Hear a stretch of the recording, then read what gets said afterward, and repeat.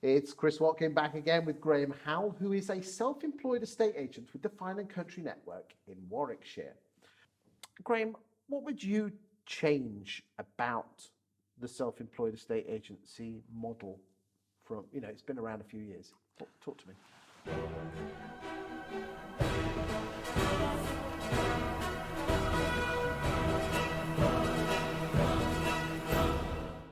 I think it's a really hard one to say because I think you've got me, when I look at the industry and say doing the training, you've got three sites. You've got your employed, which we all know what it is. PB are now in that.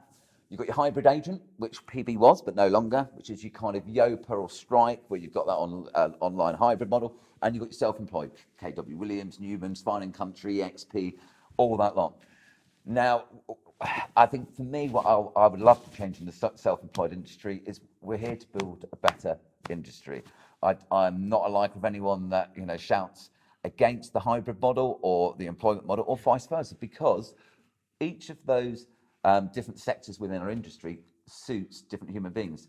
Some people will not be able to do the self-employed industry, and I'm just being frank and candid, not horrible, frank and candid. They are suited to being in that employed and role. There are some brilliant agents that need to probably believe in themselves and just go for it in the self-employed model, where you have a lot more freedom. What's your thoughts on some self-employed estate agents are very vocal about slacking off employed estate agents? What's your thoughts on that? I'm not a believer in that. Again, that is being unkind. If it goes against sort of my belief in mental health, if I saw that, could that not make someone's day even worse? Yes, it could. Just don't do it. We're here to help and build people up. Let's improve the standards. There are ways to engage getting people to talk, and like I say, the employed route's not suited to everyone as well. I would hate, again now, to be chained at a desk from 8 o'clock in the morning, because I used to get into the branch at 7:30, right through to 7 o'clock in the evening, Monday to Friday. Saturdays being there at 8 to probably about 5, 6 o'clock. Wouldn't want to do that. Would I work now on a Saturday and Sunday? Of course I would. It's my business, but I know what I'm doing. I'm in control. I'm not being taken orders from an ivory castle. What other concerns do you have about the self-employed model? One of my biggest concerns is it's about proof in the pudding. And I'll expand on that. We've got a lot of agents out there working in different companies, so we might have different companies there, and what they like to do is to shout about, come and join my business, come and join my business. This is what they're trying to say, and to me that's recruiting. Now, some of these agents, with no disrespect, haven't got a lifelong business. Does that make sense? When I say lifelong, if you haven't done your business for a year, you haven't got the results. You realistically need a business going for 2 to 3 years to say, that's a successful business. And it is very much, it doesn't sit right with me. It doesn't sound the right thing that we should be shouting onto those platforms. I must admit, I got my leg pulled, because I did a bit of leg pulling by saying, I became an estate agent saying I joined this morning and it's changed my life, and now if you want to join me, come to my model.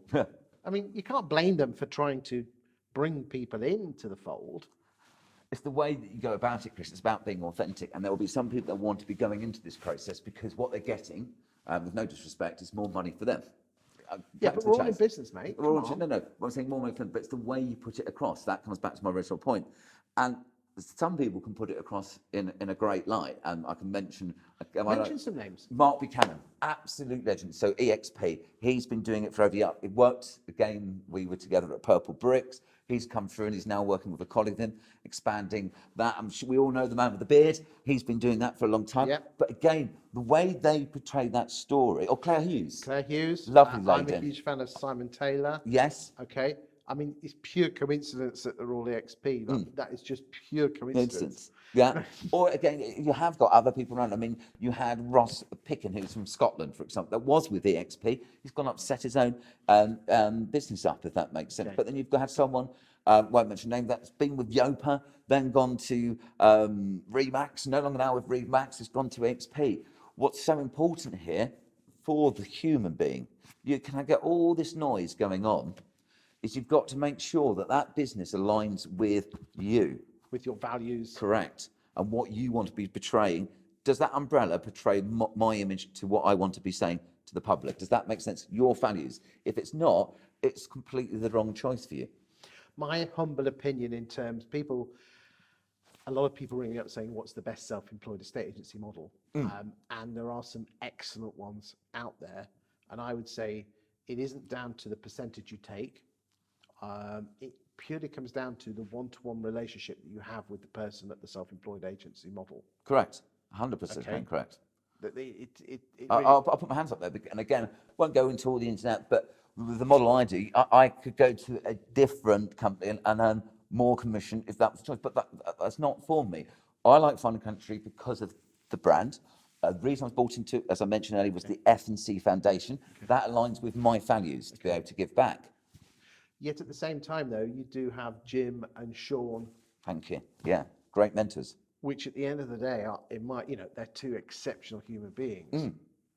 And again, do check that out, because there are some self-employed models who the leaders are not in the same country, let alone the same league. Correct. And that's the biggest thing. You've got to know that, because sometimes you'll get leaders that jump from one group to another group to another group, and there's always a reason why. Does that make sense? I think we also, one of your posts I loved earlier in the year was where we saw the difference of stock. And I think, Purple Bricks dropped a little bit, hadn't it? But Heart had dropped dramatically, and there was loads of, sort of changes within the marketplace. But it's exactly the same. There were majority of those are corporates, but you will, because of course corporates hold more business because of the amount of office they have. But when you're looking at as a self-employed or a hybrid model, you've got to be saying, who am I going to be working on a daily basis? Does that make sense? And sometimes with the hybrid model, that's going to be your RD, your regional director. If you're in a certain area, you need to be making sure, am I aligned with this person? Is this person going to help me grow as an individual? And are they going to add value to my business? Does that make sense? Boys and girls out there, if you are considering the self-employed estate agency model, in my humble opinion, I think it's a fantastic model for the right people. People, definitely. I believe, it's my humble opinion, only 1 in 5 people will make a success of it. Correct. Okay. And the model you choose is purely down to the people who are at the model, whether they're going to drive you, support you, coach you, guide you, mentor you. It shouldn't be based on the percentage fee.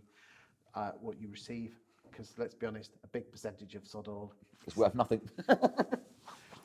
If anyone wants to have a chat about me with regard to the self-employed estate agency model, please do give me a call. I can guarantee you that even though it has been offered many times, I receive no commission or kickbacks from any recommendations. I do have my favourites, and to be brutally honest with you, though, it all comes down to the people who are running the show there. No, it's definitely, and that's the thing. People, doesn't matter what you do, people buy people. And you've got to make sure you feel comfortable. Because not being rude, if you come into the job, you could be doing it for 5, 10, 20, 25, 30 years. You want to make sure you're on the right ship. Thank you for your time today, Graham. Thank you ever so much, Chris.